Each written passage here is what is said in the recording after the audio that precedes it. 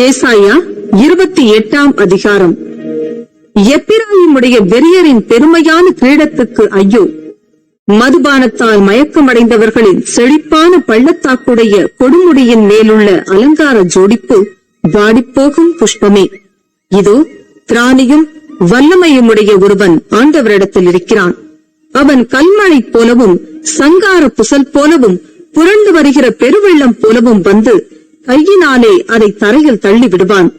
எப்பிராயிமுடைய வெறியரின் பெருமையான கிரீடம் காலால் மிதித்து போடப்படும். செழிப்பான பள்ளத்தாக்குடைய கொடுமுடியின் மேலுள்ள அலங்கார ஜோடிப்பாகிய வாடிய புஷ்பம் பருவ காலத்துக்கு முன் பழுத்ததும் காண்கிறவன் பார்த்து அது தன் கையில் இருக்கும் போதே விழுங்குகிறதுமான முதல் கனியைப் போல இருக்கும். அக்காலத்திலே சேனைகளின் கர்த்தர் தமது ஜனத்தில் மீதியானவர்களுக்கு மகிமையான கிரீடமாகவும் அலங்காரமான முடியாகவும் நியாயம் விசாரிக்க உட்காருகிறவனுக்கு நியாயத்தின் ஆவியாகவும் யுத்தத்தை அதன் வாசல் மட்டும் திருப்புகிறவர்களின் பராக்கிரமமாகவும் இருப்பார். ஆனாலும் இவர்களும் திராட்சை ரசத்தால் மயங்கி மதுபானத்தால் வழி தப்பிப் போகிறார்கள். ஆசாரியனும் தீர்க்கதரிசியும் மதுபானத்தால் மதிமயங்கி திராட்சை ரசத்தால் விழுங்கப்பட்டு சாராயத்தினால் வழி தப்பி தீர்க்க தரிசனத்தில் மோசம் போய் நியாயம் தீர்க்கிறதில் இடறுகிறார்கள். போஜன பீடங்கள் எல்லாம் வாந்தியினாலும் அசுத்தத்தினாலும் நிறைந்திருக்கிறது. சுத்தமான இடமில்லை. அவர் யாருக்கு அறிவை போதிப்பார்? யாருக்கு உபதேசத்தை உணர்த்துவார்? பால் மறந்தவர்களுக்கும் முலை மறக்க பண்ணப்பட்டவர்களுக்குமே. கற்பனையின் மேல் கற்பனையும் கற்பனையின் மேல் கற்பனையும் பிரமாணத்தின் மேல் பிரமாணமும் பிரமாணத்தின் மேல் பிரமாணமும் இங்கே கொஞ்சமும் அங்கே கொஞ்சமுமாம் என்கிறார்கள். பரியாச உதடுகளினாலும் அந்நிய பாஷையினாலும் இந்த ஜனத்தோட பேசுவார். இதுவே நீங்கள் இளைத்தவனை இளைப்பார பண்ணத்தக்க இளைப்பாறுதல். இதுவே ஆறுதல் என்று அவர்களோட அவர் சொன்னாலும் கேட்க மாட்டோம் என்கிறார்கள். ஆதலால் அவர்கள் போய் பின்னிட்டு விழுந்து நொறுங்கும்படிக்கும் சிக்குண்டு பிடிபடும்படிக்கும் கர்த்தருடைய வார்த்தை அவர்களுக்கு கற்பனையின் மேல் கற்பனையும் கற்பனையின் மேல் கற்பனையும் பிரமாணத்தின் மேல் பிரமாணமும் பிரமாணத்தின் மேல் பிரமாணமும் இங்கே கொஞ்சமும் அங்கே கொஞ்சமுமாக இருக்கும். ஆகையால் எருசலேமில் உள்ள இந்த ஜனத்தை ஆளுகிற நிந்தனைக்காரரை கர்த்தருடைய வார்த்தையை கேளுங்கள். நீங்கள் மரணத்தோட உடன்படிக்கையும் பாதாளத்தோட ஒப்பந்தமும் பண்ணினோம். வாதை பெருவெள்ளமாய் புரண்டு வந்தாலும் எங்களை அணுகாது. நாங்கள் பொய்யை எங்களுக்கு அடைக்கலமாக்கி மாயையின் மறைவிலே வந்து அடைந்தோம் என்கிறீர்களே. ஆதலால் கர்த்தராகிய ஆண்டவர் உரைக்கிறதாவது, இதோ அஸ்திபாரமாக ஒரு கல்லை நான் சீயோனிலே வைக்கிறேன்.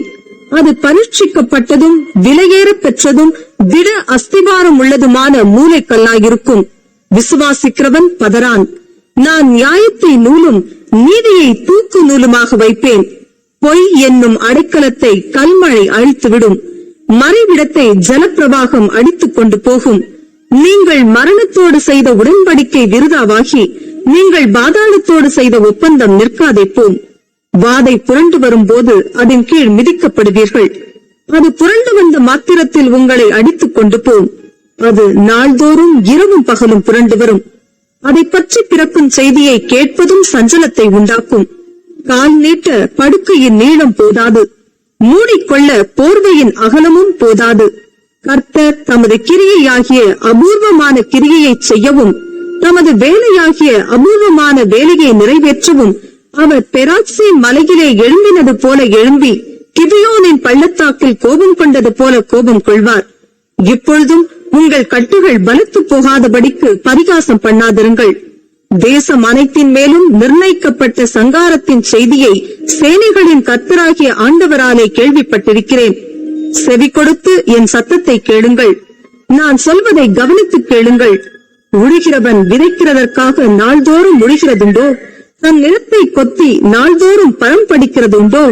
அவன் அதை மேலாக நிரம்பின பின்பு அதற்கேற்ற இடத்தில் உளுந்தை தெளித்து சீரகத்தை தூவி முதற்தரமான கோதுமையையும் தெரிந்து கொண்ட வார்கோதுமையையும் கம்பையும் விதைக்கிறான் அல்லவோ?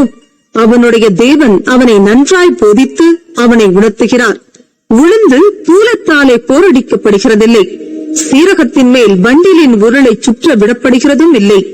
உளுந்து கோலினாலும் சீரகம் மிலாச்சினாலும் அடிக்கப்படும். அப்பத்துக்கு தானியம் இடிக்கப்படும். இடைவிடாமல் அவன் அதை போரடிக்கிறதில்லை.